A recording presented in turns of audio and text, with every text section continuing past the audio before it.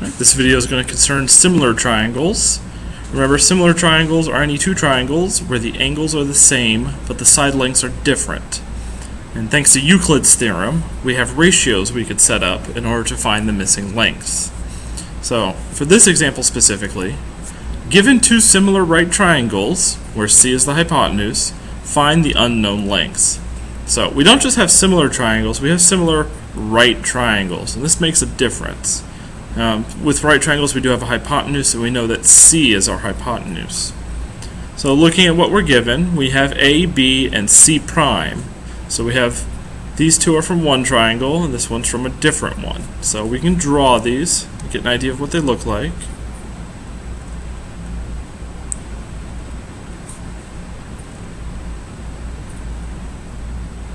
They don't have to be perfect.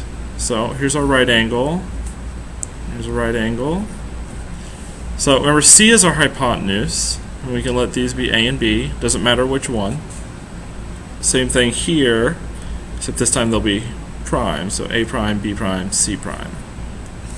Okay. Well, we'll go ahead and plug in what we know. We know A is 0.47.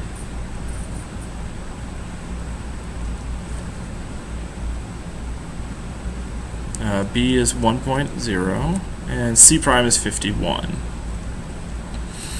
Alright, remember, to set up Euclid's theorem, we need to have two of the same corresponding side, which we don't have here. We have A, but not A prime, B, but not B prime, and C prime, but not C.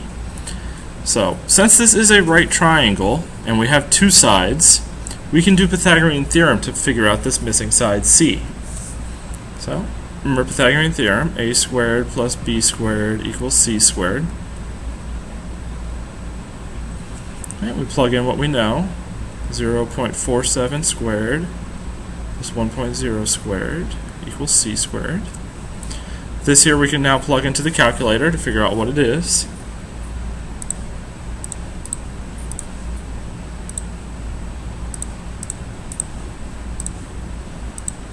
Okay, and it comes out to 1.2209. And if we want to determine what just C is, then we need to apply the square root to everything. So the square root of what our answer was, we'll call this 1.1.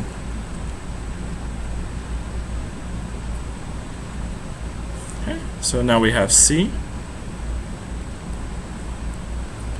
And now we can set up our ratios with Euclid's theorem to figure out missing sides. So first we'll do A is to A prime as C is to C prime.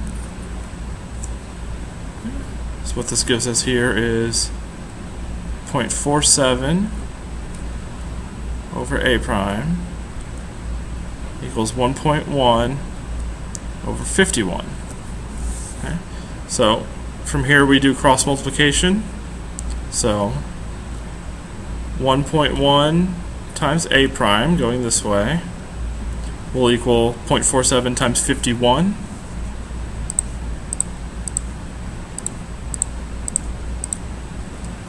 Okay, this will give us 23.97. We now divide by 1.1 so that they cancel out to get A prime. So 23.97 divided by 1.1. That'll be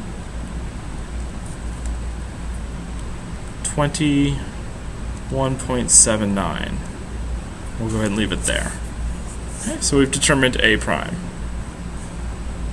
All right, we can do the same process now to find B prime. Oops.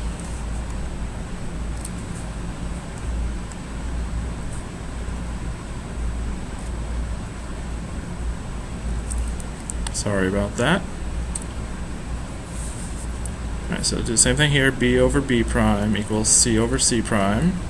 We don't want to use A and A prime. It's an important thing. We want to use what we know, what we had to start with. Okay? So we'll go ahead and do this now. We'll plug in B, which is 1.0, B prime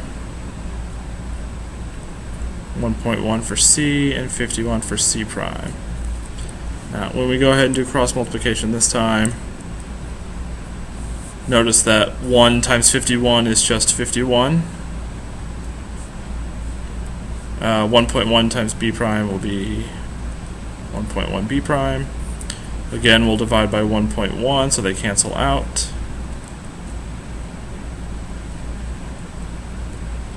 And we'll do 51 divided by 1.1 to give us 46.36. Alright, so now we have A prime and B prime, which are the last two missing sides because we also found side C. Okay. So this is solving similar triangles.